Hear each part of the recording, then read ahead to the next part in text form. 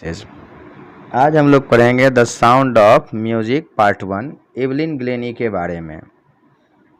अब ये चैप्टर पढ़ने से पहले हम लोग ज़रा जान लें म्यूजिक के बारे में। म्यूजिक क्या है? म्यूजिक जिसका अर्थ संगीत होता है।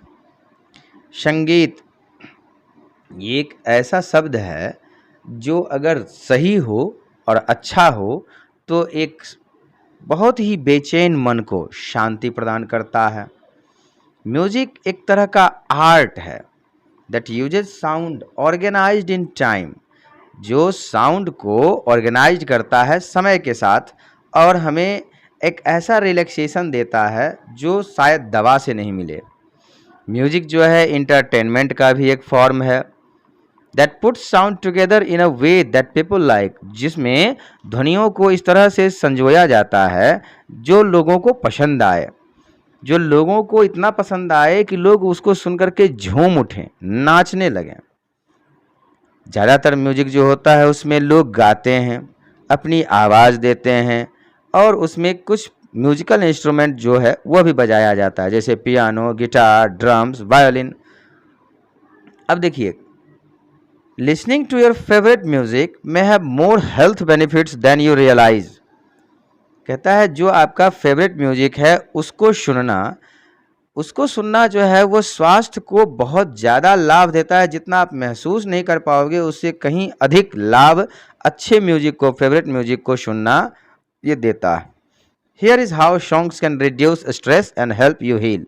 अब यहाँ हम लोग जानेंगे किस प्रकार से संगीत जो है वो हमारे तनाव के लेवल को कम करता है और हमारे जख्मों को, जो जख्म दिखते नहीं हैं, उन्हें भरता है। क्योंकि ये दुनिया है और इस दुनिया में अलग अलग तरह के लोग हैं, अलग अलग तरह के लोग, उनके अलग अलग तरह के दुख। अब बहुत सारे लोगों को मनोदुख होता है। मनोदुख का इलाज या तो साइकेट्रिस्ट के पास होता है या फिर संगीत के पास।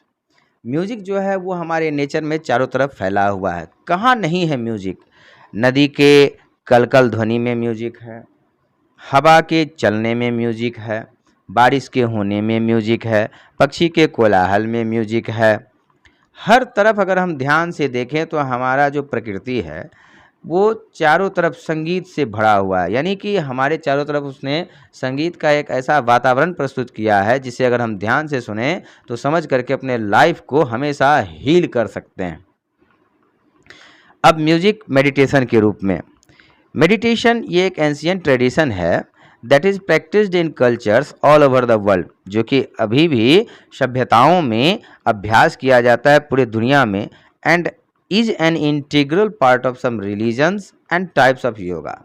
और यह जो है कहीं धर्म के रूप में भी लिया जाता है, यानी कि ध्यान लगाना धर्म का काम है और यह योगा का भी काम है। योगा में भी आता है और धार्मिक कार्यों में भी आता है ध्यान लगाना। There are many types of meditation. Meditation के कई प्रकार होते हैं और लोग अलग अलग तरह का मेडिटेशन का यूज करते हैं ताकि उनका मेंटल और फिजिकल हेल्थ कंडीशन सही हो सके। Usually meditation aims to focus, centre, calm और डायरेक्ट योर अटेंशन। साधारणतः मेडिटेशन जो है इसका एक लक्ष्य होता है, व्यक्ति जो मेडिटेशन कर रहा है उसका फोकस पावर काफ़ी ज़्यादा बढ़े, वह सेल्फ सेंटर्ड हो जाए, वह शांत हो, अशांत नहीं रहे और सबसे ज़्यादा वह अपने ध्यान को केंद्रित कर सके। It can also help relax our bodies. अब मेडिटेशन करने से हमारा जो शरीर है वह भी काफ़ी ज़्यादा रिलैक्स फील करता है। So it can pair well with music for some people. इसलिए मेडिटेशन जो है इसके कारण बहुत से लोग जो हैं वह अपने आप को स्वस्थ महसूस कर सकते हैं। Often music used for meditation has a slow tempo which can reduce heart rate and also lower anxiety and stress level. Music जो है अगर मेडिटेशन के रूप में यूज किया जाए तो यह धीमे धीमे काम करता है। अब म्यूजिक अगर फेवरेट हो, अच्छा हो, लो डेसिबल का हो तो यह हमारे हार्ट रेट को रिड्यूस करता है, कम करता है, हमारा एंजाइटी दूर होता है और हमारा स्ट्रेस लेवल घटता है। Guided meditation involves music with a narrator or a speaker that directs your energy flow and focus or offer positive affirmations. अगर मेडिटेशन किसी हम गाइड के ध्यान में करें या गाइड के संरक्षण में करें तो इसमें क्या होता है कि जो मेडिटेशन करवा रहे हैं वह बोलते हैं, और बोलते जब हैं तो हमें ऐसा लगता है कि वे हमें मोटिवेट कर रहे हैं, हमारे अंदर एक अलग तरह का एनर्जी का फ्लो होना शुरू हो गया है, जिससे हम फोकस करना शुरू कर देते हैं, या हमारे अंदर नेगेटिविटी जो है वो बाहर जाने लगता है और हमारे अंदर पॉजिटिविटी अफर्मेशंस आने लगता है। Music can have a profound effect on both the emotions and the body. संगीत का बड़ा ही बेहद प्रभावशाली असर पड़ता है हमारे इमोशंस पर भी और हमारे बॉडी पर भी। फास्टर म्यूजिक जो है वो हमें ज़्यादा अलर्ट करता है और कंसंट्रेट करता है। अपबीट म्यूजिक जो है वो हमें ज़्यादा ऑप्टिमिस्टिक यानी कि आशावादी बनाता है और पॉजिटिवनेस देता है लाइफ में हम दुखों को भूल करके आगे बढ़ना चाहते हैं। Slower tempo can quite your mind. अगर मेडिटेशन में म्यूजिक सुन रहे हैं और वह थोड़ा स्लो हो तो वह हमारे माइंड को रिलैक्स देता है, हमारे मसल्स को रिलैक्स देता है, हमें काफ़ी ज़्यादा सूथी फील करवाता है। इससे हमारा जो बॉडी है, बॉडी का स्ट्रेस लेवल रिड्यूस हो जाता है। तो म्यूजिक जो है वह इफ़ेक्टिव है, वह हमें रिलैक्स भी देता है, यानी कि रिलैक्सेशन भी देता है, और स्ट्रेस मैनेजमेंट में भी यह काम आ सकता है। Contemporary research suggest music has significant power to help reduce. कहता है जो कंटेम्प्रेरी रिसर्च हुआ है यह सजेस्ट करता है कि म्यूजिक में बहुत शक्ति है, यह हमारे दुखों को, इंटरनल दुखों को कम कर सकता है, स्ट्रेस को, एंग्जाइटी को कम करके हमारे दुखों को कम कर सकता है, और भी बहुत सारे बेनिफिट्स हैं। अब ये हम इसलिए बताएं क्योंकि हमें एवलिन ग्लेनी के बारे में पढ़ना है और चैप्टर का नाम है साउंड ऑफ म्यूज़िक। तो हम सबसे पहले एवलिन के बारे में जान लें। एवलिन ग्लेनी पूरा नाम। एवलिन ग्लेनी काफ़ी डिटरमाइंड और हार्ड वर्किंग गर्ल थी। With a rock strong will power she overcome the obstacles that was presented by nature. कहता है अपने अदम्य विश्वास और उत्साह के कारण वह अपने बहरेपन को मात दे पाई जो प्रकृति द्वारा दिया गया था। यानी कि ऐसा नहीं है कि बाय एक्सीडेंट वह बहरी हो गई थी, धीरे धीरे उसका जो नर्व सेल्स है, जो हियरिंग पावर के लिए जो नर्व सेल्स होता है वह डैमेज होता चला गया और वह बहरी होती चली गई। चाइल्डहुड में ही उसका हियरिंग कैपेसिटी जो है वह ग्रेजुअली धीरे धीरे रिड्यूस हो गया। 11 ईयर्स के एज में उसका जो हियरिंग पावर है वो परमानेंटली ख़त्म हो गया। अब वह हैंडीकैप थी। थोड़ा समय के लिए तो उसको लगा कि उसके आँखों के आगे अंधेरा छा गया, उसके पूरे लाइफ में अब कुछ नहीं है, क्योंकि वह अब साउंड सुन नहीं सकती है। लेकिन उसके पोटेंशियल को एक म्यूजिशियन थे, उन्होंने पहचाना। नाम था उनका रॉन फोर्ब्स। उन्होंने पहचाना और उन्होंने एवलिन ग्लेनी को मोटिवेट किया। उनके मोटिवेशन से वह समझी कि नहीं, लाइफ जो है वो बिना हियरिंग पावर के भी बड़े इजीली जा सकता है और हम अपने गोल को अचीव कर सकते हैं। वो कान से सुन नहीं सकती थी, दैट मीन्स म्यूजिक का नोट्स समझ नहीं सकती थी, कौन सा वाद्य यंत्र कैसे बजा, उससे कौन सी ध्वनि निकली वह समझ नहीं सकती थी कान से। लेकिन रॉन फोर्ब्स के कहने के बाद वह म्यूजिक को अपने बॉडी के अलग पार्ट्स से ही सुनना शुरू कर दी।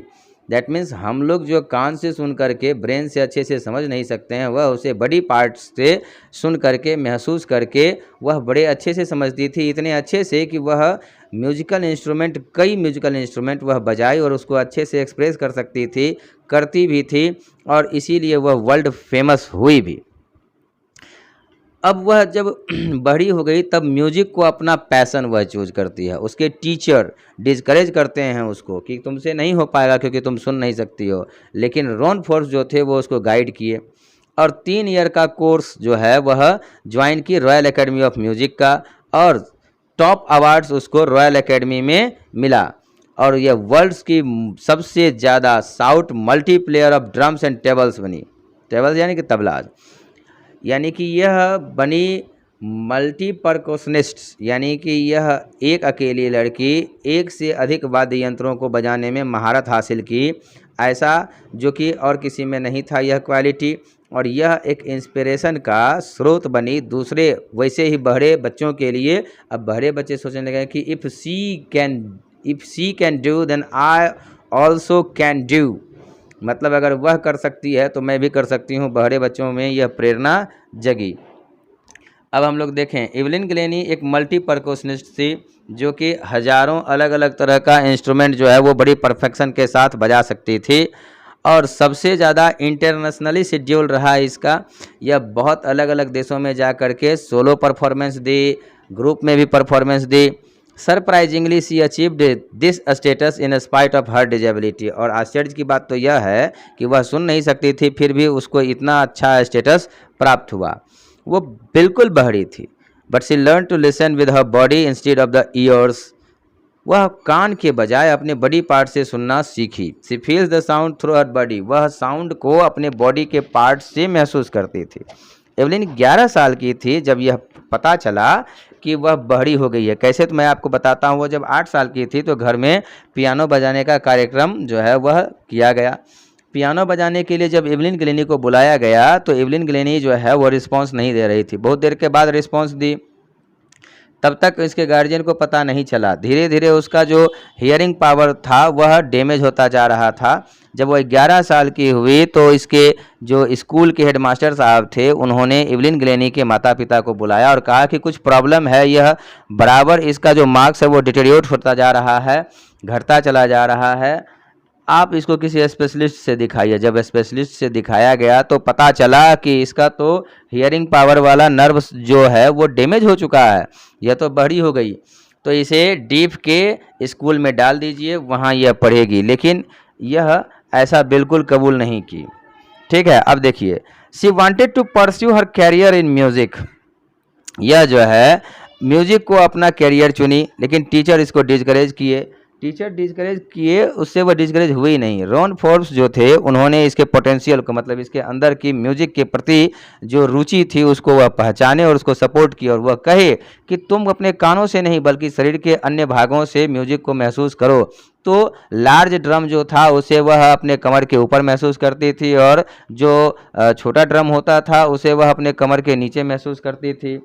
उसके बाद फ्लूट वगैरह बजाती थी, जैलोफोन वगैरह बजाती थी, बहुत सारा जब वह बजाती थी तो इसे अलग अलग बॉडी पार्ट से वह महसूस करना शुरू कर दी। जब महसूस करना शुरू कर दी तो घंटों रियाज करती थी और बहुत अच्छा परफॉर्मेंस वह देने लगी। अब जब देने लगी तो ये इसका टर्निंग पॉइंट था। वह अपने बॉडी और माइंड से साउंड और वाइब्रेशन को समझना शुरू कर दी। इसके बाद तो वह कभी पीछे मुड़ करके नहीं देखी। She had mastered the art of interpreting different vibration of sounds on her body. वह अलग अलग वाद्य यंत्र को बजाने में मास्टरी हासिल कर ली, उससे वह धुन निकालती थी। जैसे अब कभी परफॉर्मेंस के समय में वह स्टेज पर जाती थी और वुडन स्टेज होता था, लकड़ी का बना हुआ स्टेज, तो वह अपने स्लीपर्स या शूज को खोल करके नंगे पैर स्टेज पर रहती थी ताकि वह वाइब्रेशन को अपने बॉडी पार्ट से महसूस कर सके कि वह सही बजा रही है या गलत। और यह एक ऐसी इंस्पिरेशनल स्टार बनी जिसने रॉयल एकेडमी ऑफ म्यूजिक के हिस्ट्री को बदल दिया। She worked hard and with determination against all odds and got right to the top. वह काफ़ी कठिन परिश्रम की और अपने डिटर्मिनेशन के कारण विभिन्न परिस्थितियों से लड़ते लड़ते वह बिल्कुल इस क्षेत्र में टॉप पर पहुंच गई। 1991 में इसे royal philharmonic society prestigious award मिला, soloist of the year award मिला। अब इसका जो है इंटरनेशनल शेड्यूल हो गया, अलग अलग देशों से इसे बुलावा आता था कि आप यहाँ आके बजाइए, वहाँ आके बजाइए। यह बजाया करती थी और लोगों को इंस्पायर किया करती थी। एवलिन जो है वह फ्री कंसर्ट भी दिया करती थी, मतलब कहीं जा करके अगर यह परफॉर्मेंस देती थी तो उसके बदले में पैसे नहीं लेती थी। तो ऐसे जगह थे हॉस्पिटल्स, जेल, वहाँ जा करके वह इतना अच्छा धुन बजाती थी कि हॉस्पिटल या जेल में जो कैदी रहा करते थे उनमें जीवन को जीने का एक नया उमंग आ जाता था, और जो म्यूजिक सीख रहे थे उनके लिए यह प्रेरणा स्रोत बन गई। यह प्रेरणा स्रोत बनी खास करके बड़े बच्चों के लिए। उनमें यह विश्वास आया कि अगर यह कर सकती है तो वह भी कर सकते हैं। एवलिन ग्लेनी के बारे में यह था, एवलिन ग्लेनी अपने हार्ड वर्क के कारण इतना आगे जा पाई और टॉप की सिंगर बन पाई। ये कुछ इसके की पॉइंट्स हैं इस लेसन के। जैसे Evelyn Glenny was 8 when first time her hearing disability was noticed bye her mother. Evelyn 8 साल की थी जब सबसे पहली बार उसकी माँ उसके बहरेपन को महसूस की। 11 साल में उसका जो है बहरापन स्कूल में डिस्कवर्ड हुआ। वह म्यूजिक को अपना कैरियर बनाना चाहती थी लेकिन टीचर डिस्करेज किए। संजोग से भाग्यवश वह रॉन फोर्ब्स से मिली, जो कि मल्टी परकशनिस्ट थे। उन्होंने इसके पोटेंशियल को समझा और सपोर्ट किया और यह अपने गोल को प्राप्त की। अब रॉन फोर्ब्स जो है उन्होंने एवलिन को ट्रेन किया कि वह म्यूजिक जो है वो बॉडी के डिफरेंट डिफरेंट पार्ट्स से समझे। सडनली वह बहुत एक्साइटेड हुई जब बॉडी के अलग अलग पार्ट्स से म्यूजिक को फील करना शुरू कर दी। एवलिन जो है वो फॉलो करती गई रॉन फोर्ब्स को एक ओबीडियंट स्टूडेंट की तरह, और वह सीख गई कि किस प्रकार से साउंड या वाइब्रेशन को बॉडी के अलग अलग पार्ट से महसूस कर सकती है। इसके बाद वह कभी पीछे नहीं देखी। एवलिन जो है वह famous royal academy of music को ज्वाइन करती है, काफ़ी परिश्रम करती है और स्ट्रॉन्ग डिटर्मिनेशन के साथ वह बिल्कुल टॉप पर पहुंच जाती है। 1991 में रॉयल फिल्हार्मोनिक सोसाइटी प्रेस्टिजियस जो है इसने इसे soloist of the year award दिया, और उसके बाद यह वर्ल्ड के टूर पर गई, अपने अलग अलग जगह अलग अलग कंसर्ट से यह लोगों का दिल जीती। इसका शेड्यूल काफ़ी बिजी हो गया। अब ये वर्केहॉलिक थी, यानी कि काम करने के प्रति काफ़ी ज़्यादा यह इच्छुक थी, काम छोड़ना नहीं चाहती थी। अब देखिए, apart from this she gives free concert in prison and hospital. इसके अलावे पैसा नहीं लेती थी, वह फ्री में कंसर्ट करती थी हॉस्पिटल्स में, जेलों में। एवलिन जो है वह शाइनिंग सुपरस्टार बन गई और बड़े बच्चों के लिए तो बिल्कुल इंस्पिरेशन का सोर्स बन गई। She achieved more than most people twice her age. वह उतने ही कम उम्र में जितना वह हासिल की थी, उतना बड़े बड़े लोग, अधिक उम्र के लोग भी नहीं कर पाते हैं। Thank you.